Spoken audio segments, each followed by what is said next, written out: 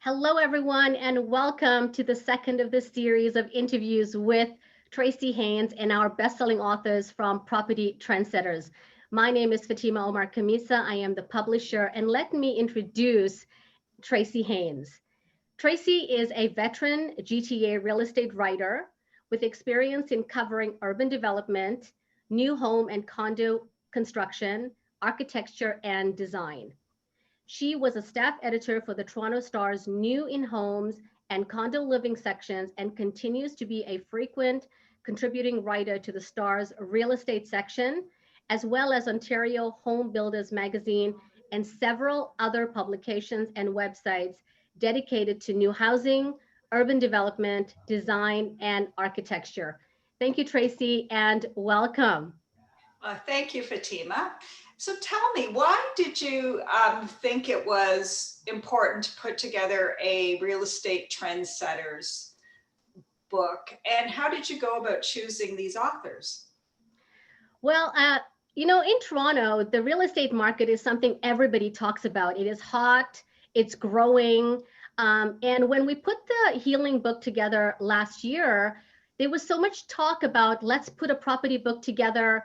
There are so many people that are known as Toronto's best kept secret. And I thought to myself, why not put everybody in this book? And then as the conversation started, I got introduced to different people, and I was like, oh my God, I feel so honored and privileged that these amazing experts got a chance to be in the book. So for me, it was an awesome, awesome opportunity. Excellent. Well, let's get into it and talk to these experts. I think I'll start out by, because you're all trendsetters, is asking you to each identify a trend you see happening in the industry that applies to your particular niche. So Tim, would you like to kick it off? Oh, why not put me in the hot seat right away, right? That's all good. It's interesting. The year started off with such a different feeling and emotion, a different type of trajectory. I remember being on stage in late January talking about the numbers and where we'll be in comparison to previous years. And everything seemed to be on a path for a lot of success for a lot of different sectors of real estate. And then COVID obviously hit, and we all know where we are today because of it. The biggest trend that I've been seeing is just how much, something that I wanted to share with you, everybody, was just how fast things shifted between March to June, and just how drastic the change was between June and August. Watching people go into a tunnel and thinking that the lights are going to stay off forever, and this whole reanalysis of their lives, and the doom and gloom that the media was grabbing, putting out there in a lot of headlines, and then watching the same people forget completely what March, April, and May had, and watching people rushing out and buying houses and just really jumping back into the marketplace. One of the biggest trends, though, is that I believe everybody on this call would agree to, is the self-analyzation of our lives and seeing where we were, taking stock of where we are, and being clear in where we want to be in the near future, not distant future.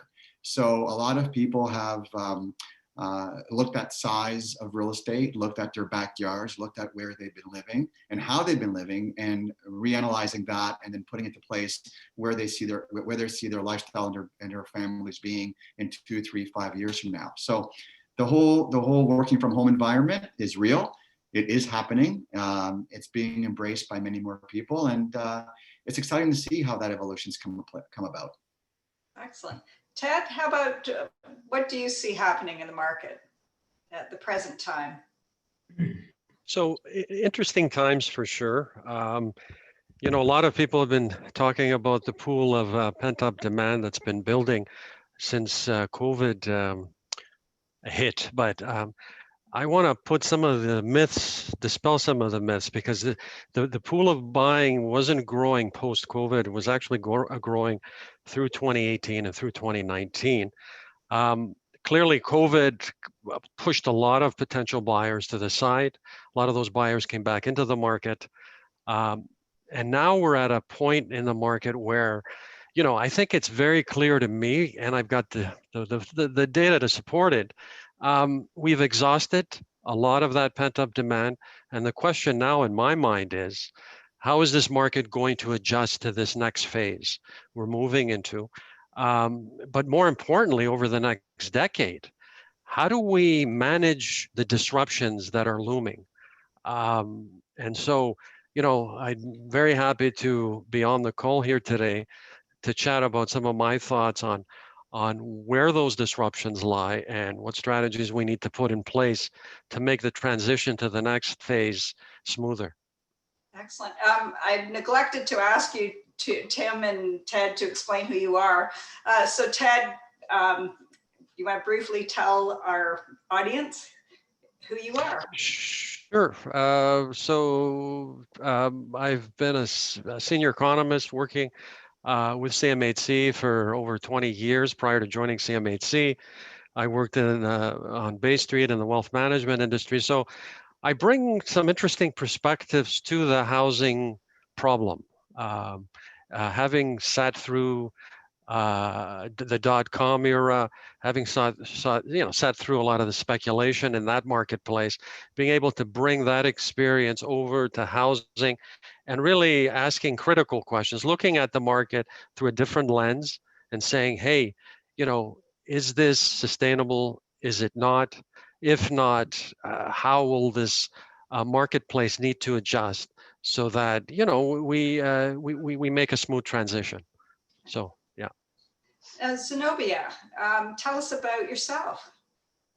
Hi, my name is Zenobia Omarali, and I am a high school teacher. I'm a guidance counselor, but I also believe, and I also have a degree in business, computer science, and system design engineering.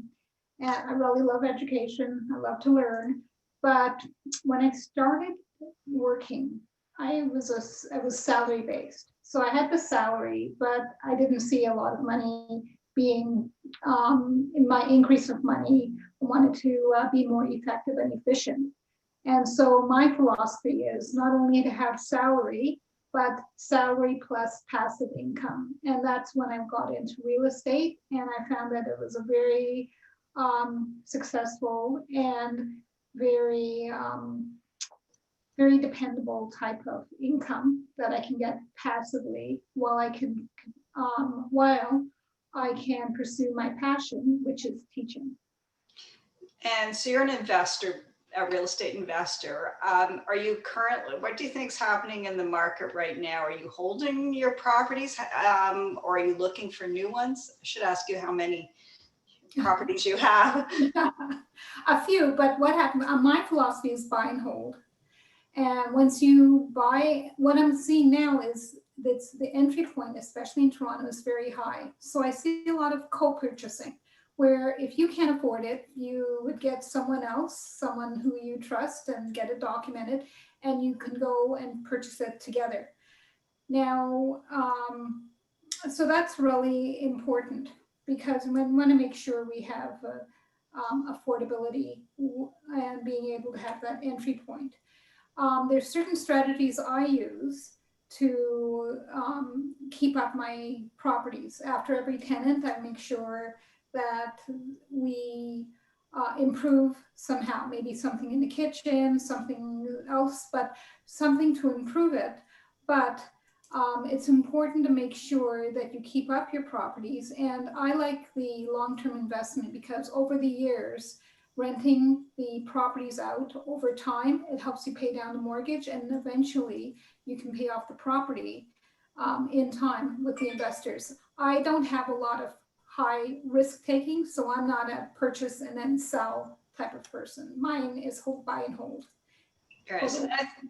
I think probably maybe Ted and Tim would agree with this, that I think Zenobia is kind of characteristic of a lot of investor buyers that we see in the GTA or greater area, because I think there is a misconception. People tend to think investor buyers are people from other countries and they're coming in and buying up, dozens of units and buildings, but a lot of times it's, am I correct? It's people like Zenobia, like, Well, it's Margaret? interesting, if you don't mind me jumping in, Tracy, and sharing No, this. not at all. In my 31 years in real estate, just to touch base a little bit of my background, 31 years in the business, 3 downtown locations, over 250 realtors, over 3,000 transactions a year that I oversee. We dabble in pre-construction, resale condo, new construction, rentals, and a trend that you were talking about earlier to talk about Zenobia is, I was also the 2017, 2018 TREB president. And the Toronto Real Estate Board is the largest real estate board in the world.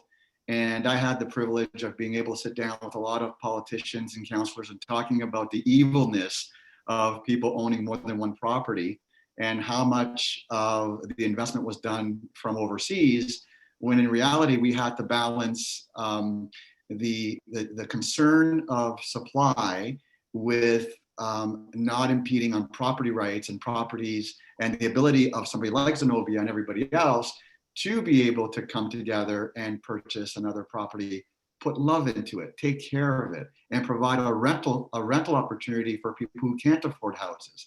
So it's something that is going on all the time in the city of Toronto, that balance act. And Zenobia, I know that not everybody's out there as a slumlord, but yet that's what is depicted out there. And it's great to hear that you're making those investments. Actually, Sina, you can talk as someone who came to Canada from somewhere else, so you probably bring a different perspective. What's happening in your industry, and where do you see happening with the market? And give us, tell us a little bit about what it is you do. Thank you so much. Yeah, I'm just coming from the international background, the international trade background, and international business. So I'm just looking something like the whole supply chain has been changed during the COVID, and the big retailers are shutting down at this time. And although so many people are concentrated and focused on the residential real estate and properties, people are there in the market that they are looking for the industrial places and industrial locations. Why? Because most of these retailers, they don't have no choice to either transform to the online businesses or they shut down the whole things. And some of them, they have 30 years, 50 years of the history in North America. As you can see, there are tens of big brands are shutting down and just they are going to the online businesses. What is the impact on the properties? There are investors that are interested to go and invest on the commercial properties because they can be a good source of giving services to these brands as the warehouses, fulfillment centers, and so on and so forth. So I think this is a very good opportunity, and I know that there are many people are in line to go and see the commercial places, either in the big cities or the neighborhoods, because for the warehouse, you don't need to be in downtown Toronto. You could be up north or west or east, and invest on a piece of property, just turn it into a warehouse or logistics center, and give these services to big distributors or brands that they want to go ahead with the online businesses. So this is the way I'm just looking at the properties and the investments, and I see the trends are going to that direction, and could be a future of many businesses and many industries. Excellent. We'll come back to you too to talk about your the panels you make soon, because that's going to tie in with one of the topics Ted is going to talk about. So Carolynn, let's weigh in with you. And you are a home stager, correct? Other things, yes. Yes. So tell us a bit about yourself and and identify a trend that you see happening in the real estate market currently. So my background is design first, and then I got away from that and went into the holistic field, which brought me back onto properties again. My work actually is very varied, quite a bit actually, and quite an easy split between residential and commercial properties. So I actually will look at the geopathic stress that we're living on or we're working on top of. I have ways of detecting and remedying that, as well as in sorry to looking at the interrupt, feng but shui. sorry to interrupt you. Could you just define what that is? The geopathic stress? Yes. So it's an energy source that is like a grid that covers the planet. And my holistic background kind of brought me to it, to kind of figure out what was the missing link as to why we were getting so ill in some of the spaces that we're spending a lot of time. And it was very interesting to me to find out that we really don't respect the land the same way in North America that they do in Europe. And so that study is very much based on that. And it's looking at how these ley lines that we live on top of can have an influence on our health, on our business, on our relationships. And so I did a lot of study into that, and I combined it with understanding how the energy works in a space. And with the feng shui that I studied, I combined those together. So I've noticed since the beginning of this year, actually, that whether it's because we're spending a lot of time in our homes, we may not necessarily have been selling them in February and March, but the energy was definitely getting a little bit thick and heavy. And so I've been quite busy this year with the COVID because of that, actually getting into people's businesses and homes. And the nice refreshing change is actually that I've been in this about 20 years, and to kind of see it fast forward, because of what we're going in through right now, people are actually much more respectful of their spaces and wanting to repurpose them in a positive way, not just for the show and the glow of it. They're actually, looking at meditation spaces, looking at recreation spaces that the entire family can use. And so I'm getting to come in and redesign their space so that it works better and it creates that home harmony that they're looking for. The nice part also is that working with some builders and developers, I'm being called into the job sites now as they're digging these sites. And before they even build an office tower or a home, I'm getting to check the land and remedy the land so that when we do build on top of it, it's actually the healthiest it could possibly be for anybody that ever lives there. So it's very exciting for me to see it kind of fast forward so much this year that we are developing that respect that I've been waiting for. So. Very interesting. Now, Ted, I wanted to talk to you about your chapter, and you are talking about Gen Z or Z and what they're going to have to do to be able to afford property in the future. So why are they so important? What kind of influence are Gen Z going to have on the real estate market? And Tim, you may want to kind of talk about this as well too. We'll start with Ted though. So no, thank you for the question, Tracy. So, Gen Z is really the next generation of homeowners and renters, if you really think about it. This is the generation that was born between 1996 and 2010. So the oldest is in and around 24. They're graduating from university, college, maybe with a graduate degree, a master's degree. The youngest in and around 10 to 15 years of age. So a decade from now, they will be in that sweet spot, 25 to 34-year-old range, where a lot of first-time buying happens. And to be quite frank, we talk about renting between 15 and 24. Actually, there are more renters in the 25 to 34 category, believe it or not. So they will be making some very critical decisions as it pertains to housing. And if COVID-19 has taught us anything, it's that uncertainty is not going to be the exception, but the norm. And so there are some disruptions that are coming. So the question becomes, how will this generation need to manage those disruptions, manage those risks? What strategies do they need to put in place to set them up for success a decade from now? And it's not just entirely in their hands. I mean, they will have a support group around them, whether it's educators, whether it's realtors, whether it's builders or the community at large. We all have a vested interest in setting them up for success.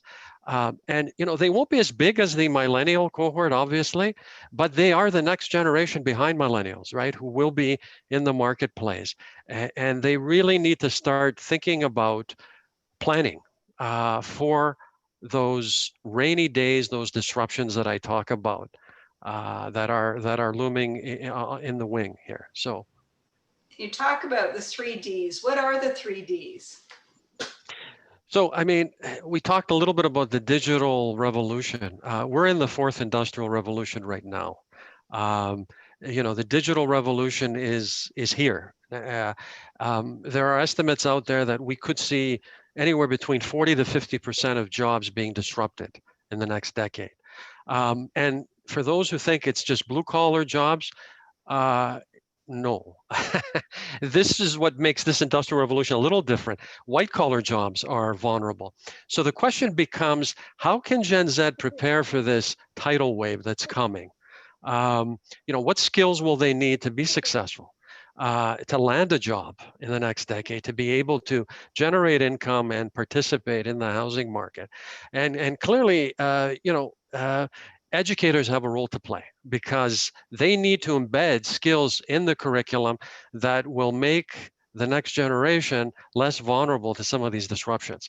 So, that's the first D. The second D, of course, is not only do we need to acquire the skills so that we generate that income for us to participate in housing, we need to manage debt. That's the second disruption. Debt is growing, and that's going to continue. And so the question becomes, if incomes are going to be challenged in some way, depending on what sector you're employed in, we really need to think about budgeting and building a financial plan very early in life. Financial planners, I'm sure most of you have heard, they talk about building a plan in your 20s and your 30s. Rubbish, rubbish, rubbish, rubbish. It begins at the age of 15. And I say it begins at the age of 15 because you got to get ahead of the curve before that credit card comes into the picture, that student loan comes into the picture, that mortgage comes into the picture, maybe a mate, a partner.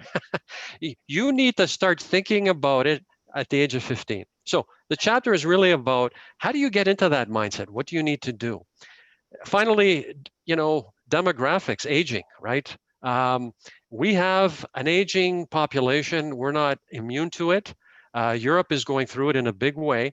About a quarter of Toronto's population will be over the age of 65 by 2030. A quarter, right? We know that a lot of aging households age in place. We know that they're living longer. They will be locking up a lot of low-rise housing if we don't create options in their communities. So, building mid-density housing, getting over this NIMBYism, getting the community to embrace this kind of, the need for this type of housing will allow some of these boomers, some of these older households to, it could free up a lot of housing for generations behind them like millennials. So, technology is also allowing builders to build differently, although we're still not seeing it. A lot of builders are not embracing technology the way they should. We need to start thinking about building housing in a manufacturing mindset as opposed to a construction mindset. So, demographics is also about what do builders need to do to combat an aging population, an aging workforce, trades, shortage of trades. So yeah. In summary, if I could say that. Oh my God. I'll have some more questions for you later. Sina, you've created your business is Honeycomb Panels, or one of your businesses. So that seems like that's a kind of a disruptive building technology for Canada. How has that been received, and where is it being used currently, and what are some of the potential uses? Maybe along the lines of what Ted was talking about, that the construction, the way we build has not changed for decades and decades and decades. It's kind of lagged behind other industries as far as embracing new technologies or methods. So tell me a little bit about your product and how that is going to take the building industry into the next. Thank you so much. Yeah, I remember back in 2010, for the first time that I was importing honeycomb panels into Canada. There were only two companies in Canada they really knew about this material. That was Bombardier, and another company was working on the transportation side. So because this kind of a panels came from aviation industry, and since my background was in the oil and gas industry, I was experiencing the same material in the oil and gas, and I knew that this will definitely work on the construction business. So that was the difficulty to start this industry in Canada, because there were very few people first knew about the product, and second, they tending to change their designs and using a quite new product in the market. But we were very lucky, and also we were very hardworking to bring this product into the market. And we became #1 Canadian supplier in the whole North America since 2016, which was a great success. And we could reach 85% of elevator cab companies were buying our products in 2018. The reason is that we, as you said, technology is #1. The price of the energy is #2. The cost of construction and the cost of energy is needed to be in one building, and the other material are needed to just reach to the acceptable, structural strength for the buildings. So the material that we were providing was #1, very strong, #2, very lightweight. So it was helping so many industries in just around the construction that they could use them. That was the reason we talked to many big architectural firms. I had 2,000 lunch and learns in 2 years. Some of them online, some of them at the job sites, and I was trying to do the training to the industrialists and also to the designers, how they can use our material in their business. And just fortunately, we had some people that they trusted us, big names like Cadillac Fairview. Cadillac Fairview gave our first job in Ottawa, the Rideau Center, the whole inside and interior and exterior wall panels and cladding system is used they have used our products. Again, beside them, BBB Architects, they came and just they said, what is this company? Who is the supplier? What is the material? And come and do the convention center of Ottawa.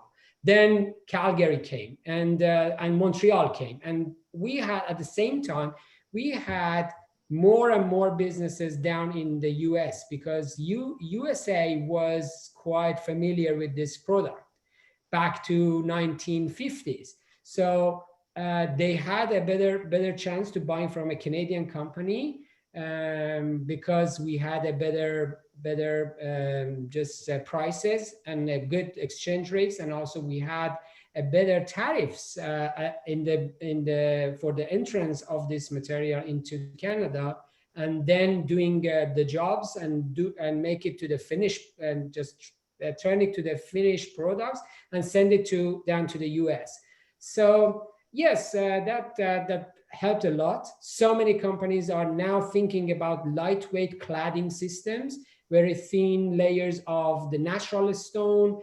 It's better for the environment because we use less and less and cut less the mountains, and just have the same look and have a lightweight, and we need to have less material on the structures, and altogether it's beneficial for all the parties just are involved in the industry.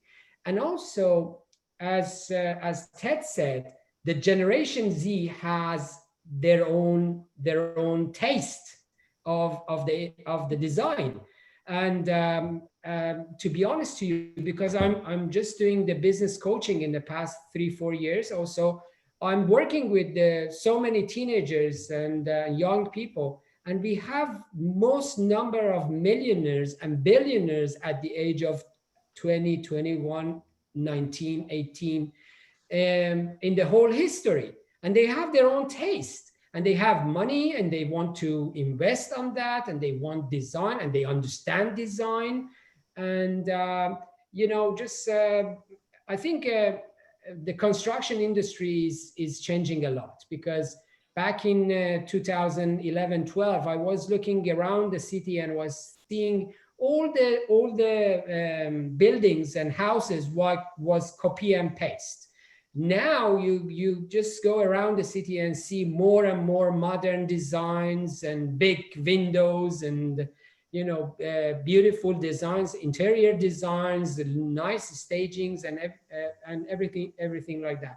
So yeah, just what is changing, and Canada should definitely change in the same pace that the world is changing. And new products and new designs and new materials are more and more needed in the market. Carolynn, I saw you nodding as Sina was talking. What are you finding about the millennial and Gen Z crowd? Do you agree they have their own taste, their own design aesthetic? How are they influencing what's going on in real estate? I would have to say, even as far back as 5 or 6 years ago, I would have the older clients coming and having me do their redos on their homes or staging it to get it ready. But the younger kids in the family, like the 20-year-olds, they were already at that stage even 5 or 6 years ago where they didn't want the extra stuff that the parents were hoping to gift them. And so they were very much streamlining everything in their life, and including the things that they were going to inherit from the parents. I mean, there's a whole industry of somebody should create just for all of those tea sets and plate sets and all those extra things that the older generation have, because these younger kids very adamantly do not want it. And so even their spaces, they're very streamlined what they want inside, and they do not have extra of anything, which is great for not only our environment. Spaces are going to get even smaller. I understand that. Sure. Just Tim can probably agree with this, just from an affordability standpoint. Condos are not going to get larger, they're going to get smaller. But making them the space work for them, in a better way. So you don't really need the extra rooms. You don't need the dining rooms. You don't need the formal living rooms anymore. So it's either we're going to redesign and create that right from the start, or those of us in the industry are going back and redoing that for them with the existing. Okay, Tim, Ted also kind of touched on how realtors and brokers are going to have to help Gen Z, I guess, face the reality of what their expectations of what they'll can expect to buy a house. How has your brokerage changed over the years? How are you embracing digital technology? Because that's going to be a big trend. We've seen it happening during COVID, when a lot of deals, you've got virtual house tours, you can use DocuSign and things like that to complete deals. Do you see more disruption as far as digitization in your industry? So first, I thought Carolynn was speaking to me about my European background and all the tea sets that my mother and my father are trying to pass down to me, right? So now, they've talked to our 3 daughters about them, and to go to Ted's point, our youngest daughter is 10, and she's already saying, "No, Grandma, I don't want them." So it's interesting. Yeah, you know what? I mean, going to what Ted talked about as well, and the digital world that we're into, I really don't believe that the transaction is going to be changed in the sense of the value of having somebody like a realtor being able to navigate the consumer through the entire process. I believe that the efficiencies is what's going to continue to improve. So, I mean, nowadays, what many consumers don't know is you press a button and we can have all your moving headache items taken care of within a few clicks. I mean, you can have your Enbridge account and your phone account and your digital TV account, everything changed just by a single sign-on. And that's all provided by the real estate industry or a provider close to it. Watching, the fast forward of virtual open houses, as you mentioned, Tracy, happened within 10 days. That would have taken 3 years to have that type of technology adopted by the day-to-day realtor, and yet within 10 days it was approved and implemented and being done now like just normal practice. I sincerely don't believe that the transaction itself will be that of a travel agent industry or that of a commodity. I really believe that the efficiencies that technology will bring in will make the process all the better and smoother for the consumer experience. When I first became a broker owner, though, I will share that 5% of my business in the entire brokerage was that of the rental industry. And right now I'm close to 30% of it. So 30% of my entire brokerage business right now, talking about adapting, that's what you call adapting. You're no longer dealing with just a home sale or purchase. You're dealing with countless rental opportunities, right? So I do believe in the future, and I'm sure Ted will may agree with me. I know him and I have a tendency to go head to head once in a while and have some fun with it. But he would agree that with affordability and the price of construction, as Sina was talking about, even though there's new products, that just the cost of land will still make the rental market that much more normal and the pressure on homeownership will be that much greater for my 10-year-old. That's what I feel, right? So that is something that's the future for sure. Zenobia, we'll talk to you again since that was a great segue into the rental market. Tell me a little bit about the pitfalls you might have encountered or that you've avoided and what your advice would be. I know that you talk a little bit about Airbnb and how some, I guess, unscrupulous tenants might try to be making a fast buck on the side through, an investor's property. So what's your best advice for someone that's new to being a landlord? So one thing you have to do is you have to have that trust between yourself and your tenant, because your investment is that property, and that's a huge investment. So you have to have that relationship. And some people, they might sign the lease, but they might not follow it. And let me tell you what happened with that Airbnb situation. I trusted that person that they were just to rent it. They rented it and they were going to stay there. And then unbeknownst to me, he was Airbnb-ing it for over about $1,000 a day. So that was, and I would never suspected it, but another tenant says, he's Airbnb-ing your place. And I didn't know that. And so I did a Google on my property it's right by the village by the Grange. And I did that area, and lo and behold, my property was on Airbnb. I emailed Airbnb. I got a message back saying it was just a generic email back saying we acknowledge your letter, and they weren't getting anything to me. So I had to confront the person. I made him sign a cease and desist, and I thought he was going to stop, and he didn't. And the reason why it happened is the Toronto Star actually had an article on it, and a tenant, someone who Airbnb'd the place after I put the cease and desist, actually contacted me and said that he's sorry. He didn't know there was such controversy, and he said that he rented it after the article, which was after the cease and desist. I tried to get him out, and landlord and tenant is quite tight. So if I can't if he's done it in the past, Airbnb, I cannot evict someone from their past behavior. I have to evict someone for Airbnb. I have to prove they're doing it now. So I couldn't do that. But what happened is, they have those large patio heaters.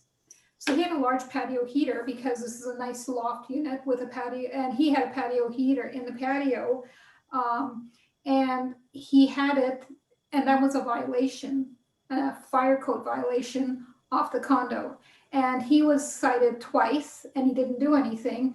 So I was able, I knew he was still Airbnb-ing the place, but I was able to bring him to court for violation of the fire code, and he was evicted.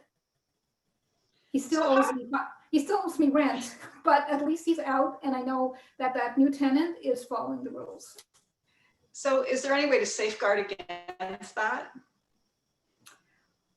Well, now I have clauses within. So some of the pitfalls when you're a landlord is if someone has a dog, you can get sued for a dog bite. So make sure you have property insurance. I have been sued, but luckily I had insurance, and they took care of everything. You should also make sure that you have title insurance. So the title insurance makes sure that that property stays in your name and no one can take another mortgage out of that property. And you have to make sure the actual renter has renter's insurance for their own property, because if something happens to their own property, you're not responsible. So I make sure that they know if something happens to your property, I'm not responsible for it. Please make sure you have your own renter's insurance. And then I put some clauses on, which include no sharing economy, Airbnb, sublets. I also put something on regarding, there's a few things, no growing of marijuana, and a few other just basic ones, but I make sure that I go over it with them. And then some of the downtown properties that I actually have a real estate agent because just because it's easier for me, and sometimes you can rent it out yourself with your own chutzpah, I guess. But sometimes it's best to get a real estate agent if it's something with it's more than the average expensive real estate downtown. Get an expert and get a real estate agent who actually can do the credit check and make sure that the tenant is of genuine constitution. Okay. Tim,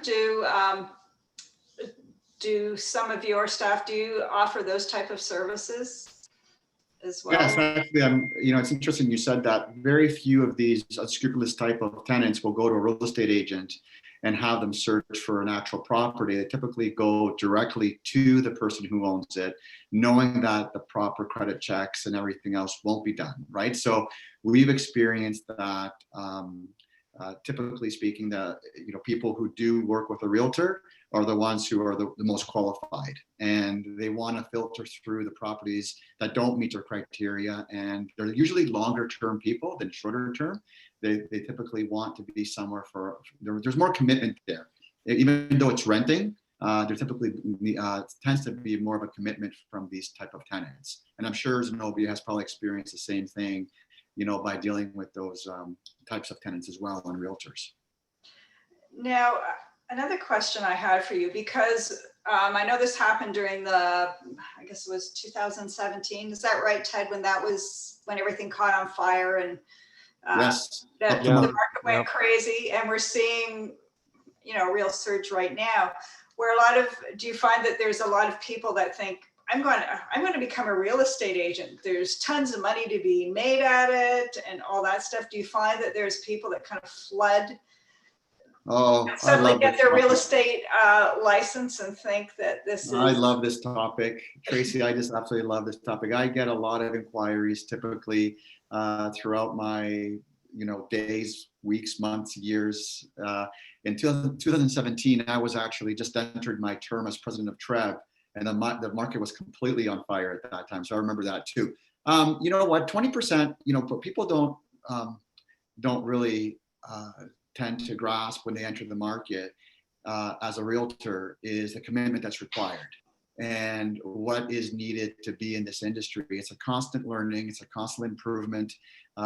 People don't know that 20% of the realtors that get their license make it to year 2, and 20% of those make it to year 5. That is a real stat, and the average realtor lasts about 7 years. So I myself have been here for 31, and I've seen a lot of colleagues come and go. Obviously, it seems like I'm a lifer. Sometimes I feel like a movie, like if I wanted to leave, it'll just suck me back in. I couldn't go anywhere anyway. But there's a lot of commitment required. There's a constant improving. There's a lot of courses that you need to continuously take. It's not easy money, as some people may think. Some realtors make it look easy, and we got to tip our hats off to them. They put the client first. They think about their experiences and what's required, and they don't do it for the money. They do it for the experience, and those realtors stand apart from everybody else. Yes. Now, Ted, you talk in your chapter about the future role of the realtor when it comes to Gen Z. What are some of the things you suggest to realtors when it comes to buying and selling for this generation? Well, I honestly think that realtors probably need to continue doing what they're doing, in the sense they do. From surveys, it suggests that they do offer a lot of value add, especially in volatile markets where people are unable to get the best price if they're in the market to buy or if they're in the market to sell. So they certainly will continue to offer that service for sure. I think this is a very critical decade we're moving into. Debt appears to be common in past industrial revolutions, and this is another revolution that we're in. And so I'd like to see realtors and lenders work a bit more closely together in managing really the messaging behind debt. I think that and I think a lot of realtors do this, but I think, in every sample population, you're going to get some bad eggs, just like you're going to get a bad economist in a sample of 10 or 20 economists, where, it's those that look at self-interest rather than say, hey, what's in the best interest of the client. And I know Tim sort of wears that hat, and I know a lot of realtors wear that hat, but managing those expectations in this very, very volatile next decade we're entering into is going to be fairly critical, I think. I think we all need to do our part, and lenders need to do their part, realtors need to do their part, and sharing information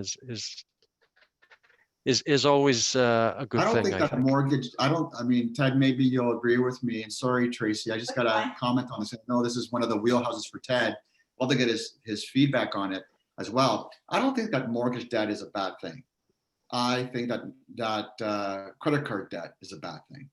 I think having people, kind of getting caught up in the shiny object, and I think where banks need to jump in here, and I believe where the whole credit system needs to jump in and fix, is not mortgage debt in any way.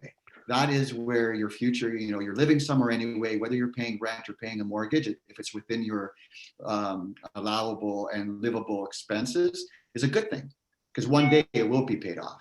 I think the trouble is when you're allowed to refinance just because the market has gone up, and people rack up their line of credit, and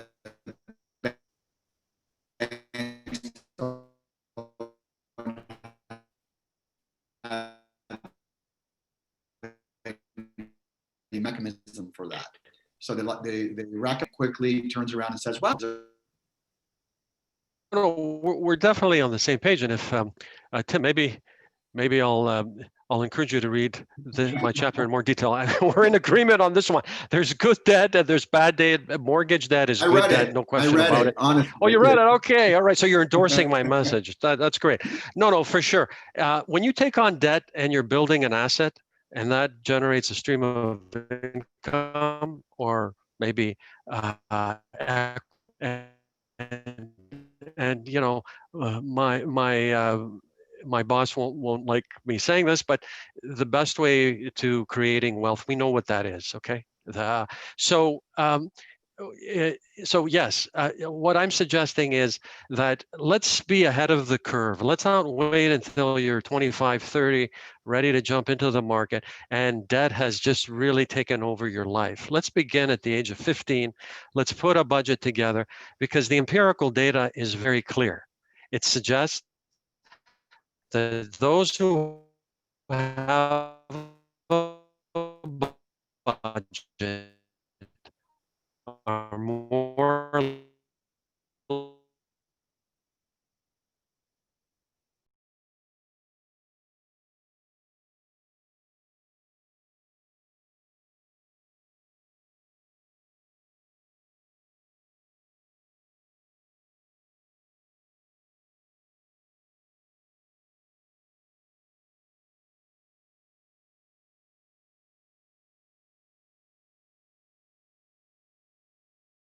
that had no education, that had $5 in their pocket, that had no Excel, no computer, yet they were able to put a budget together, even if it was on a scrap of paper.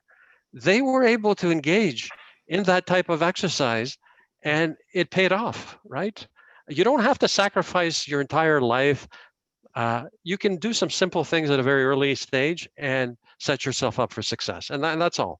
That's all I was saying. So Zenobia, I take it that you probably have a budget and stick closely to it. Yes, do you agree that this is important if you want to own property? Absolutely. But Ted, thank you for saying age 15. At high school, there is no dedicated course for financial literacy, and that is a tragedy. And the Ontario government hasn't, I just have to say the Ontario government hasn't redone the business curriculum for over 15 years, and so many things have happened. And if we can get a course in high school so students are more aware of financial literacy, it will help our future generations. So now so that's interesting, because we've been trying to get a course with the government for ages, and they don't have a full dedicated credit course for financial literacy in high school that all high school students should take. They have civics, they have careers, they put something in for post-secondary financing, but they haven't done anything for personal life financing, and that's would be fantastic if they actually do have one credit where all students take to have that financial literacy, because they can see about the scarce resources, they can see about the repercussions in the future. Now, for me, I do have a budget, and but for me, I just don't, just in case I don't have a tenant or there's a problem with the properties, that's why I like to have my salary plus my passive income, because I have a backdrop, because not everything goes smoothly when you have rental properties. So sometimes you have that reserve fund in which you are getting a constant income through a salary job. That's why it's nice to have that buffer. Okay, we only have a few minutes left, but I would like each of you to talk about what's going to happen next year. I mean, the market's on fire right now. I don't believe it's going to continue at this pace. So what do you see happening a year from now, and what are the opportunities? Carolynn, do you want to? I don't imagine that things are going to be that improved next year. Just even energetically, I think we still have a lot of lessons in our society that we need to be learning, instead of just finding ways to cope with it or try to put it back to what it used to be. So I do notice a trend with the staging aspect, that I am probably staging as many rental properties as I am properties for sale. And I probably can see that happening right into next year as well. The fact that I'm working more with real estate teams, I think that's a real positive. We were kind of touching on that earlier.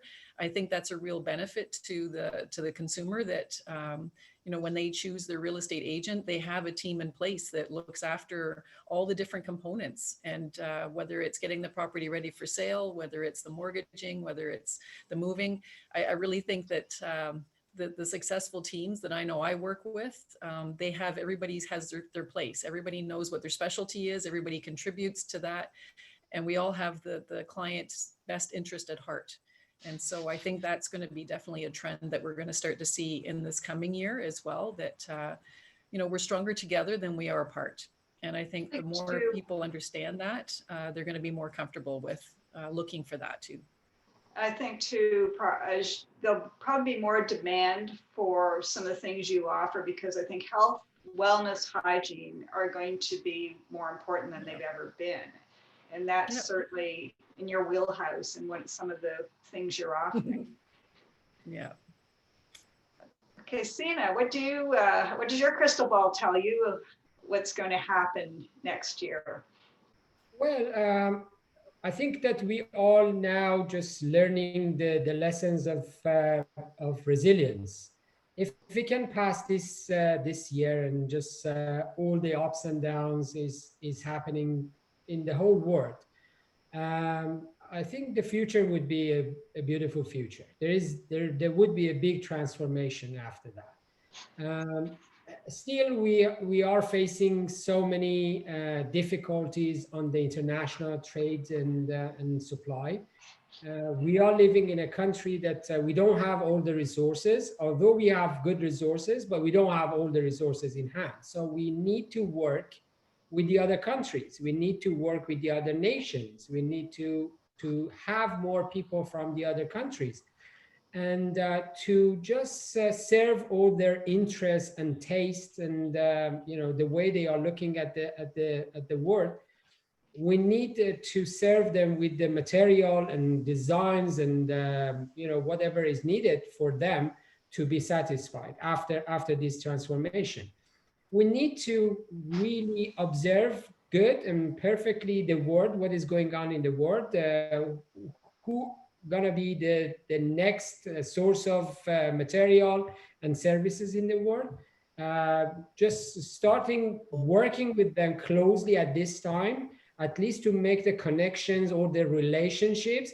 Maybe we cannot do the actual work at this time, but we can build up the relationships with the suppliers, with companies, and the other people, that they are thirsty and hungry to serve us, because they need money, they need cash also at the same time.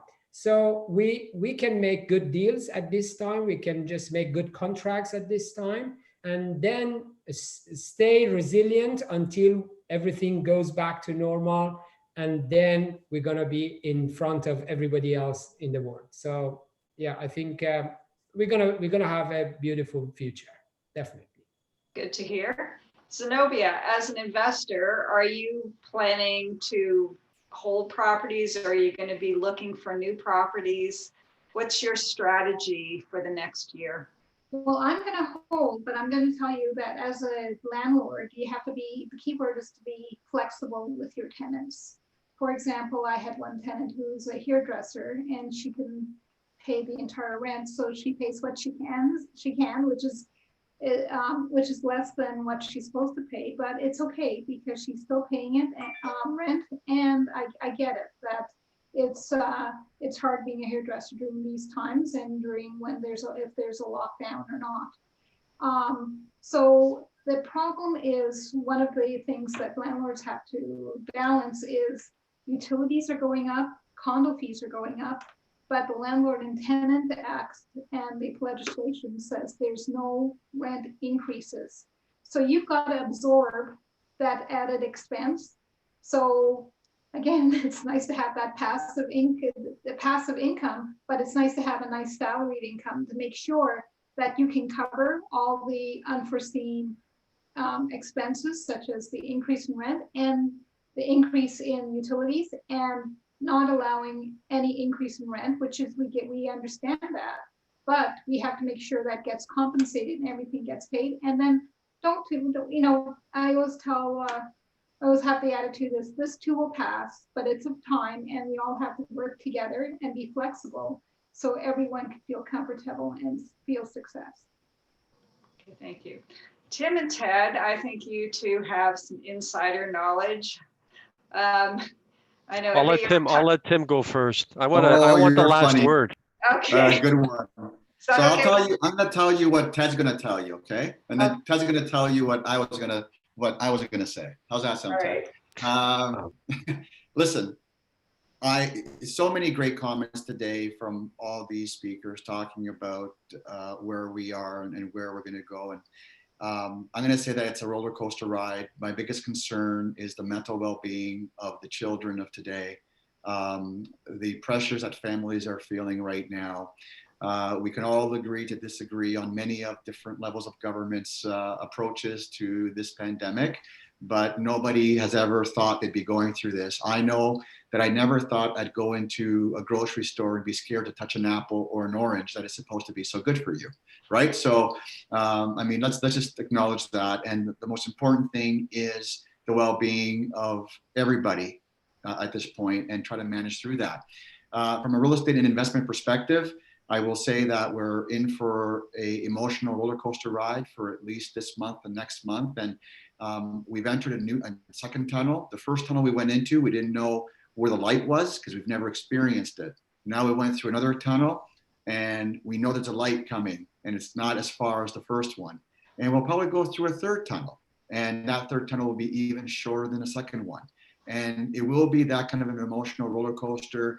A lot of consumer confidence will be really, really pushed, to see where things are. I have the privilege of being able to see the hospitality sector and the resale market, and how a lot of transactions are being pushed in the restaurant business, the hospitality sector. They're being pushed to a later closing because that's the only way we can manage these times. But I do believe that while history does not repeat itself, it always rhymes. And I lived through the recession of 1989 to 1995. And we were out of the recession in 1995, but yet nobody knew it until 1997. And then we had 2007 was a crazy market, and 2008 was a complete half the market. And then 2017, President of Treb, the market roared in March and it was dead for a year. And then if you look at 2000 and 2010 and 2020, the market values have doubled every 10 years. So I do not have the same confidence though as some of you when it comes to people remembering what they went through. I do believe that I believe the Spanish flu, and I wasn't alive at that time. I wouldn't look like this if I was alive at that time. But in 1919, there was a Spanish flu that took 50 million lives in the world. Thank goodness that COVID will not take that many lives, and let's hope it does not. But we had the Roaring 20s after. So we're in for, I personally feel that we're going to take all this knowledge and all this power that we've learned, this new technology, this new way of doing business, and we're going to really push the envelope in the 20s, and we're going to come out of this, looking like really good. I don't want to talk about the 30s. I don't want to come for the 30s, but I'll just talk about the 20s. Okay. So Ted, you get your wish. You have the last word. So, I mean, my message is similar to what the chapter was about. We need to prepare for the unexpected. That's the lesson learned from COVID-19. It's the lesson I learned at the dinner table in the early 1970s when my mother turned to me with a piece of paper and said, I'd asked her, what are you scribbling? And she says to me, I'm making sure that what's coming in the form of income is enough to pay all the bills. And she had 2 columns on that dinner napkin. So 40, 50 years later, they're debt free. They're living a comfortable life. If they can do it, anybody can do it. So what I'd like to see in the marketplace is sanity returning. You know, I think we need to see an adjustment. I hope we do see an adjustment. Doesn't have to be a big adjustment, but I do expect sales and prices to decelerate in a pretty significant way. Will we see price declines? Well, keep your eye on the sales to new listings ratio. That is the holy grail. That is the ratio that tells you the balance between demand and supply. If that falls by 40 to 50%, which is what we saw in 2008, 2009, and what we saw in 2017, remember the number, 50%, then that takes us down to a buyer's market where we have no choice but to see prices fall. So keep your eye on that metric. But I do believe that an adjustment is coming. It will be needed. And then, of course, the market is in a sustainable place where we could see it continue to trend up as it has over the last, 40, 50, 60 years. But we do need that adjustment, because if we don't get that adjustment, we're likely going to see a boom bust type of scenario, which is in no one's best interest. You start seeing speculators jumping in, and then it becomes a self-fulfilling prophecy. So one last thing is it's a tale of two markets. I do believe everybody is correct on this call. I think the low-rise segment of the market is going to hold up better for a lot of good reasons. I don't think the high-density segment is going to come back as quickly as some people think. There's a lot of stuff that was in the making even before COVID that has nothing to do with COVID.